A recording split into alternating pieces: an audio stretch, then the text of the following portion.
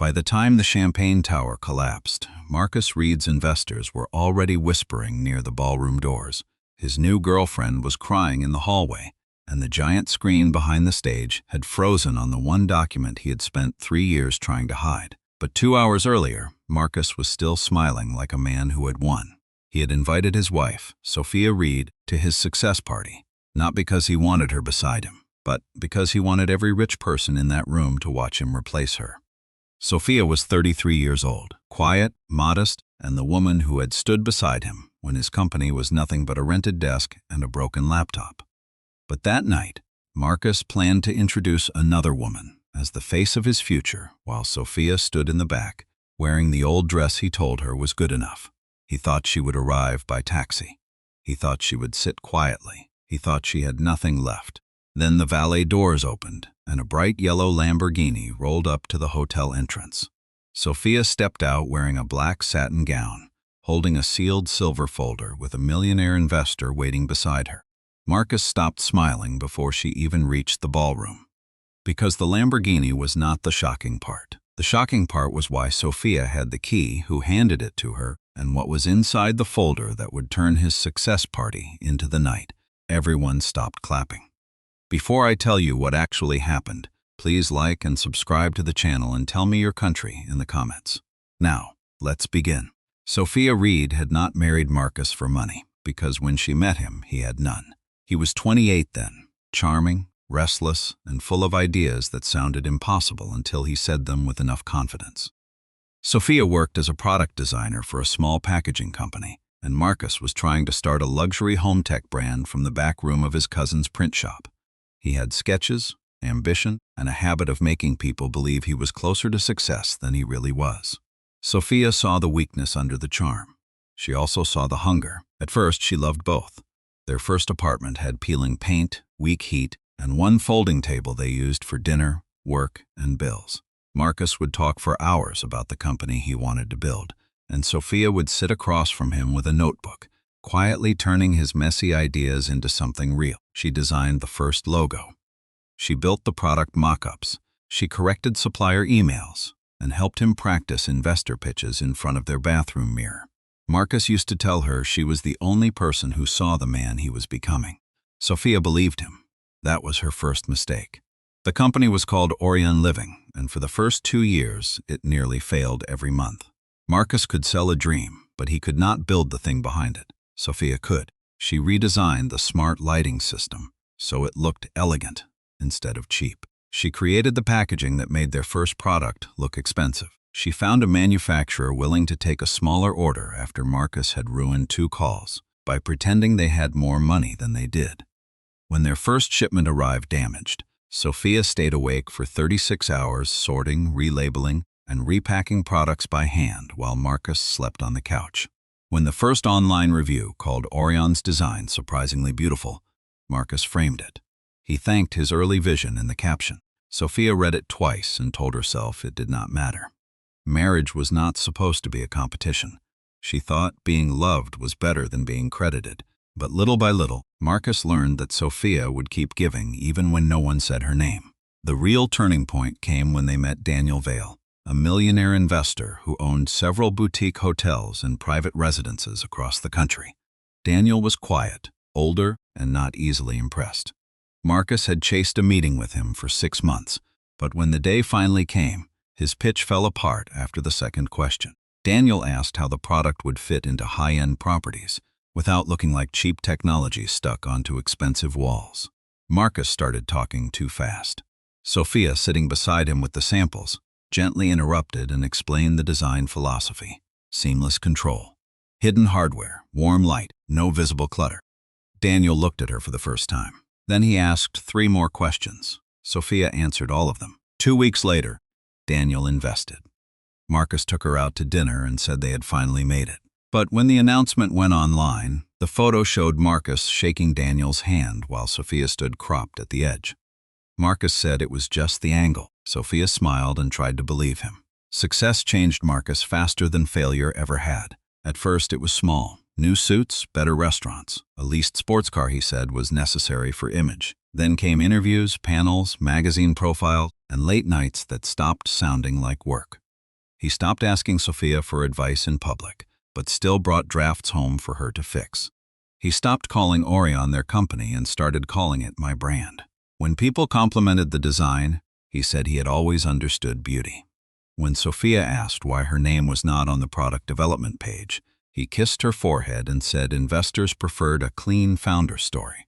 A clean founder story. That phrase stayed with her. It meant one face, one genius, one man. Sophia became the quiet wife who appeared beside him at events when he needed softness in photos and disappeared when he needed brilliance to look like it belonged only to him. Then came Selena Frost. She was hired as Orion's brand strategist, though everyone knew Marcus had chosen her before the interviews ended. Selena was glamorous, sharp, and always dressed like cameras were waiting. She praised Marcus in meetings with the kind of admiration Sophia had once given freely. She laughed too long at his jokes. She touched his arm when crossing rooms. She called Sophia sweet in a way that never sounded sweet. At first, Sophia tried not to see it. She had spent too many years training herself not to question the things that hurt. But one evening, she arrived at the office to drop off corrected launch materials and saw Selena standing behind Marcus at his desk, fixing his collar with both hands. Marcus did not step away. Selena looked through the glass wall and saw Sophia watching. She smiled, not with shame, with victory. That night, Marcus told Sophia she was imagining things. He said successful men had professional relationships that insecure wives did not understand. Sophia said nothing. She went home, opened the hidden folder on her laptop, and saved another copy of everything. The success party was announced 3 weeks later. Orion Living had signed a major hotel rollout deal, and Marcus planned to celebrate in the grand ballroom of the Ashbourne Hotel, one of Daniel Vail's properties. The invitation said partners, investors, press, and friends of the brand. Sophia found out about it from a forwarded email, not from her husband. When she asked Marcus why he had not told her, he barely looked up from his phone. He said she was invited, of course, but it was mostly a business event. Then he looked at the dress she was folding on the bed and said she should wear something simple, not too distracting. Sophia felt her chest tighten. He had once asked her to stand beside him. Now he wanted her present enough to prove loyalty and invisible enough not to compete with Selena. 2 nights before the party, Sophia overheard Marcus on the balcony. He was speaking to Selena. He said after the announcement, everyone would understand the new direction. Then he laughed and said Sophia would have to accept reality eventually. Sophia stood behind the curtain with her fingers cold. She did not cry. She only opened her laptop and checked the silver folder one more time. What Marcus did not know was that Daniel Vail had already called Sophia. He had noticed things Marcus thought powerful men were too busy to see. He noticed Sophia's absence from design credits. He noticed that every strong product improvement came after meetings where Sophia had been present. He noticed Marcus becoming careless. Most importantly, he noticed a clause in the original investment agreement that Marcus had forgotten. Because he never read anything, Sophia did not explain to him first. Orion's first product design had been filed under Sophia's name before the company had money to hire lawyers. The interface, packaging system, and hardware cover design were all hers. Marcus had later tried to transfer the credit into the company without telling her. But the original signatures, dates, and email chains still existed. Sophia had kept them because she was careful, not because she was cruel. Daniel asked her to meet him privately at the hotel the morning before the party. Sophia arrived in jeans and a sweater, expecting advice. Daniel placed a silver folder on the table. Inside were printed contracts, patent filings, email chains, design drafts, and one letter from Daniel's legal team confirming that Orion's new hotel rollout depended on work Marcus had misrepresented as solely his. Then Daniel slid a Lamborghini key across the table and said, "Tonight, he expects you to arrive small. Don't."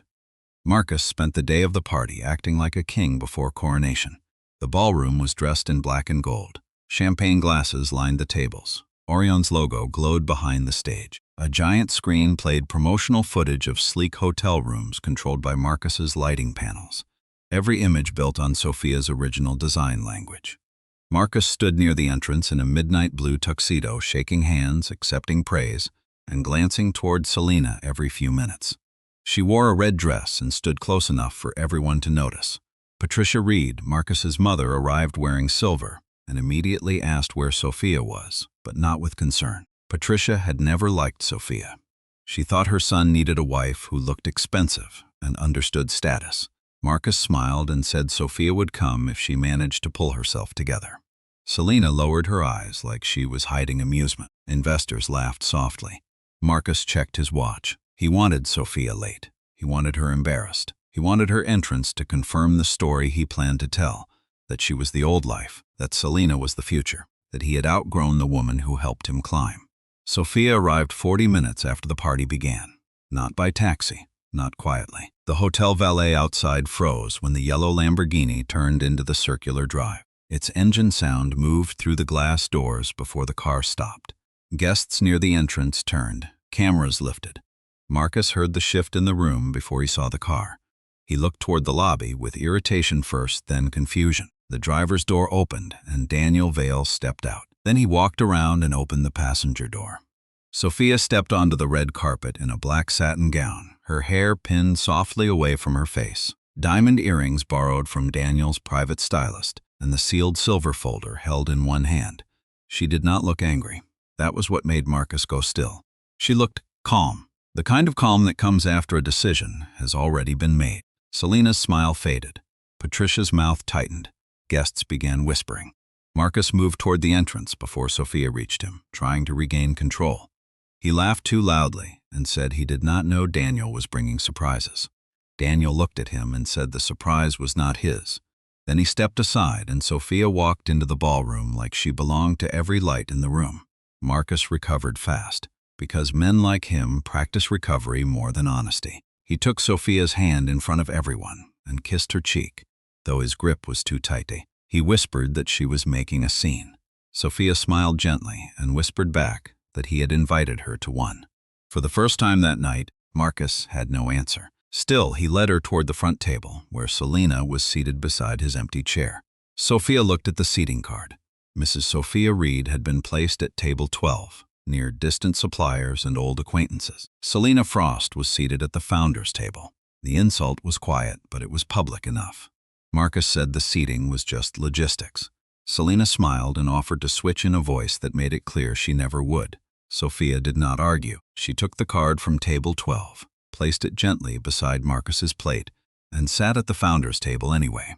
The room noticed. Daniel noticed. Marcus's face tightened.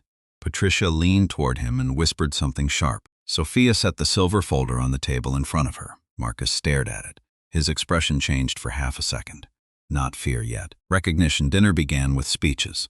Investors praised Marcus's vision. A magazine editor praised his taste. Patricia raised a glass and said her son had always been destined for greatness, even when others doubted him. Sophia sat still. She did not look at her. Then Marcus stood for the main speech. The ballroom quieted. He thanked his team, his investors, and his mother. He thanked Selena for helping Orion step into its true identity. Then he paused and looked toward Sophia with a smile so cold only she could read it. He said some people supported success best from the sidelines. A few guests laughed politely. Selena lowered her eyes. Patricia smiled. Marcus continued, saying that growth required leaving behind the people who did not understand the demands of greatness. The words were dressed as inspiration, but everyone at the front table knew where they were aimed. Sophia felt the old pain rise in her throat. Her hands rested in her lap. She did not move. Marcus expected tears. He expected her to walk out. Instead, Daniel Vale stood slowly from his seat. Daniel did not raise his voice. He only asked Marcus if the announcement was finished.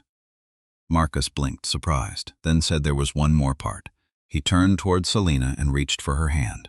That was the moment the room sharpened. People leaned forward. Phones lifted under tables. Marcus said Orion Living was entering a new era, and he wanted the public face of that era to be someone who understood elegance, ambition, and the future. Selena stood beside him, glowing with satisfaction. Sophia looked at the silver folder. Then Daniel spoke again. He said before new faces were introduced, the old work should be properly named. The ballroom went quiet. Marcus smiled like he did not understand, but his jaw tightened. Daniel looked toward the tech operator and nodded. The giant screen behind Marcus changed. The promotional video disappeared. In its place appeared a clean slideshow of product sketches, packaging boards, interface designs, and dated project files. No one could read the small text from the back, but the name at the top of each design page was large enough. Sophia Reed. The room stopped breathing. Marcus turned toward the screen so fast his champagne glass tipped on the podium. Selena's face went pale. Patricia stood halfway, then sat down again. Daniel walked to the stage with measured steps and said Orion's first successful product line had been built from designs created and filed by Sophia Reed before Orion received outside investment. Marcus laughed once and said design work was collaborative. Daniel nodded and said that was exactly why they had reviewed the records. Then he opened the silver folder. Sophia did not look at Marcus. She looked at the screen, at years of her quiet work, finally standing taller than his voice.